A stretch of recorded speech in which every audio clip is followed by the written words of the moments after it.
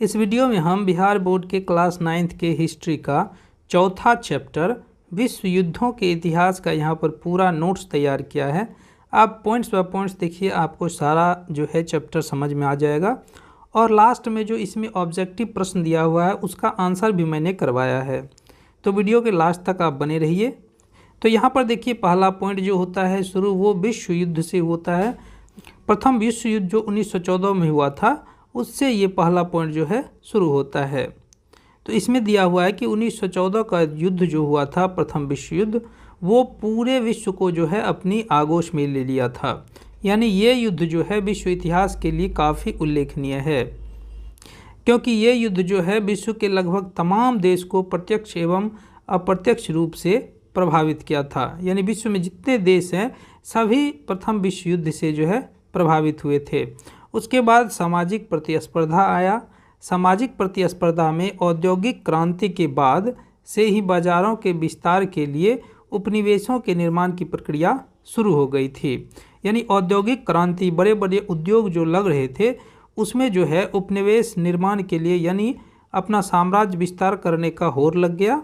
ऐसे में पूर्व के साम्राज्यवादी अधिपत्य जो होते थे को चुनौती दिए नए औपनिवेशिक क्षेत्र का निर्माण संभव नहीं था।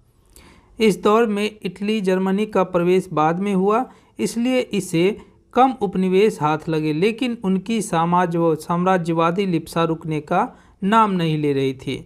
तो यहाँ पर जब औद्योगिक क्रांति आई तो जो देश काफ़ी शक्तिशाली हुआ करते थे, वे दूसरे छोटे कमज़ोर देशों पर जो है अपना आधिपत्य स्थापित कर उद्योग के लिए कच्चे माल वहाँ से लाते थे और अपना जो है बाजार विस्तार करते थे। 1914 ईस्वी तक जो है जर्मनी औद्योगिक क्षेत्र में काफ़ी प्रगति कर चुका था। यानी जर्मनी में जो है उद्योग धंधा काफ़ी प्रगतिशील था। वह ब्रिटेन, फ्रांस को भी पीछे छोड़ चुका था। जर्मनी को भी उद्योग के लिए कच्चे माल और फिर तैयार माल के लिए बाजार की आवश्यकता थी। यानी पहले कच्चे माल की आवश्यकता थी, उद्योग के लिए कच्चे माल लाना, फिर वो तैयार जो माल हुआ करता था उसको बाजार में बेचना। तो उसके लिए अन्य देशों की उन्हें आवश्यकता थी, इसलिए साम्राज्यवादी प्रतिस्पर्धा का शुरुआत हुआ। 1905 के रूस जापान युद्ध में जापान के विजय से जापान की साम्राज्यवादी महत्वाकांक्षा और परवान चढ़ने लगी। उसके बाद 1912 में जर्मनी ने इम्परेटर नामक जहाज़ बनाया, जो उस समय का सबसे बड़ा जहाज़ था। इसके बाद जर्मनी इंग्लैंड के बाद दूसरा शक्तिशाली राष्ट्र बन गया। यूरोप में गुटबंदी का जन्मदाता जर्मनी के चांसलर बिस्मार्क को माने जाते थे। 1882 में एक त्रिगुट, जिसे ट्रिपल अलायंस कहा जाता था, वो बना, जिसमें जर्मनी, ऑस्ट्रिया, हंगरी और इटली शामिल थे। बिस्मार्क ने त्रिगुट फ्रांस के विरुद्ध बनाई थी। यानी बिस्मार्क ने त्रिगुट का निर्माण कराया था फ्रांस के विरुद्ध। इस त्रिगुट के विरोध में फ्रांस, रूस, ब्रिटेन ने 1907 ईस्वी में एक त्रिदेशीय संधि यानी ट्रिपल एतांत बनाया, है ना। त्रिगुट के विरोध में जो है फ्रांस, रूस और ब्रिटेन जो है त्रिदेशीय संधि का निर्माण किया। 1914 में प्रथम विश्व युद्ध की शुरुआत हुई। युद्ध की शुरुआत जो है मामूली घटना से हुई। अगर संपूर्ण यूरोप गुटों में ना बटा होता और कटुता एवं विद्वेष का माहौल पहले से व्याप्त ना होता तो शायद यह जो है प्रथम विश्व युद्ध नहीं होता। लेकिन यूरोप का गुट में बट जाना और उसके बीच कटुता और विद्वेष का भाव पैदा हो जाना, इससे जो है प्रथम विश्व युद्ध की नींव पड़ी, छोटी छोटी घटनाओं से, जो बहुत व्यापक आकार पकड़ लिया था। इसमें हुआ क्या था, 28 जून 1914 को ऑस्ट्रिया के आर्कड्यूक फर्डिनेंड की बोस्निया की राजधानी साराजेवो में हत्या कर दी गई थी। तो यहीं से जो है प्रथम विश्व युद्ध का नींव पड़ा। ऑस्ट्रिया ने इस घटना के लिए जो है सर्बिया को जिम्मेदार ठहराया और सर्बिया के समक्ष जो है कुछ मांगे रखी। सर्बिया ने जो है ऑस्ट्रेलिया की मांग को स्वीकार करने से बिल्कुल ही मना कर दिया, जिसके बाद 28 जुलाई 1914 ईस्वी को ऑस्ट्रिया ने सर्बिया के खिलाफ युद्ध की घोषणा कर दी। रूस जो है सर्बिया को सहायता का वचन दे दिया। इसी तरह से एक दूसरे के साथ सारे देश एकजुट करके प्रथम विश्व युद्ध के सहभागी बन गए, है ना। ऑस्ट्रिया जो है जैसे उसका हत्या हुआ, ऑस्ट्रिया जो है सर्बिया को जिम्मेदार ठहराया, लेकिन और सर्बिया के समक्ष कुछ मांग रखी, लेकिन वो मानने को तैयार नहीं थे। वहीं से जो है प्रथम विश्व युद्ध का नींव डल गया। 1917 ईस्वी में जो है रूस प्रथम विश्व युद्ध से अलग हुआ, क्योंकि उस समय रूस में जो है गृह युद्ध छिड़ चुका था और नया सरकार वहाँ पर बन गया था। तो उस समय बोल्शेविक सरकार बन गया था रूस में, जिसका नेता लेनिन था। अब यहाँ पर देखिए प्रथम विश्व युद्ध में अमेरिका की एंट्री हो जाती है। अमेरिका का प्रथम विश्व युद्ध में शामिल होना। जर्मनी के यू नौका नामक पनडुब्बियों ने ब्रिटिश बंदरगाह की तरफ जाने वाले जहाज़ों को डुबाना शुरू कर दिया। जर्मनी का जो यू नौका नामक पनडुब्बी था वो ब्रिटिश बंदरगाह की तरफ जितने सारे जहाज़ जा रहे थे उनको डुबाना शुरू किया, जिसमें लुसितानिया नामक जहाज़ को डुबाने से अमेरिका की प्रतिक्रिया हुई, क्योंकि इसमें अमेरिकी नागरिक सवार थे। अमेरिका के मना करने पर भी जर्मनी ने अपनी कार्रवाई नहीं रोकी, जिसके बाद जो है अमेरिका 6 अप्रैल 1917 ईस्वी को जर्मनी के विरुद्ध युद्ध की घोषणा कर दी। उसके बाद यहाँ पर वर्साई की संधि हुई, जहाँ पर जो है प्रथम विश्व युद्ध की समाप्ति हुई। प्रथम विश्व युद्ध की समाप्ति वर्साई की संधि के साथ हुई, है ना, जिसमें जर्मनी की प्रतिष्ठा का हनन किया गया। इसमें जो है मित्र राष्ट्र ब्रिटेन, अमेरिका और रूस था, और धुरी राष्ट्र की अगर हम बात करें तो जर्मनी, इटली और जापान था। जनवरी और जून 1919 ईस्वी के बीच विजयी राष्ट्र यानी मित्र राष्ट्र विजयी हो गया था का एक सम्मेलन पेरिस उपनगर में हुई, और दूसरा सम्मेलन जो है वो पेरिस में हुआ।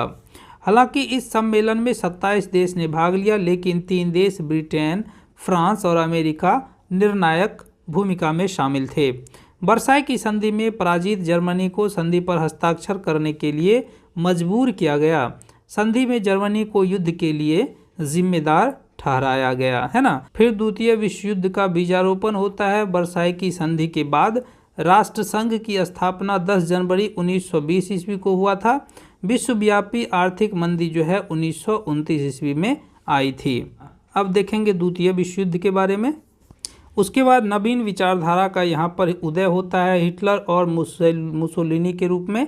प्रथम विश्व युद्ध के बाद जो है यूरोप में नाजीवाद और फासीवाद का उदय हो गया। जर्मनी का हिटलर नाजीवाद का समर्थक था। इटली में फासीवाद के सिद्धांत के आधार पर मुसोलिनी जो है सरकार बना लेती है। 1 सितंबर 1939 को जर्मनी ने पोलैंड पर आक्रमण कर दिया, जिसके साथ द्वितीय विश्व युद्ध जो है शुरू हो जाता है, क्योंकि प्रथम विश्व युद्ध में जर्मनी को जो है दोषी ठहराया गया था। जर्मनी नाखुश था। इसके बाद जो है 1 सितंबर देख रहे हैं यहाँ पर, 1 सितंबर 1939 को जो है जर्मनी पोलैंड पर आक्रमण कर देता है। यहीं से द्वितीय विश्व युद्ध का शुरुआत हो जाता है।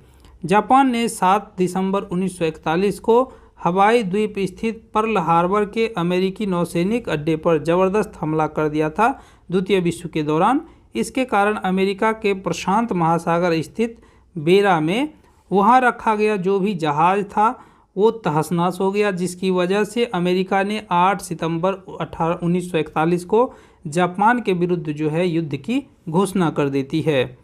युद्ध की घोषणा के बाद यहाँ पर देख सकते हैं अमेरिका ने जापान पर जो है हमलावर हो गया, जापान पर एटम बम गिरा दिया।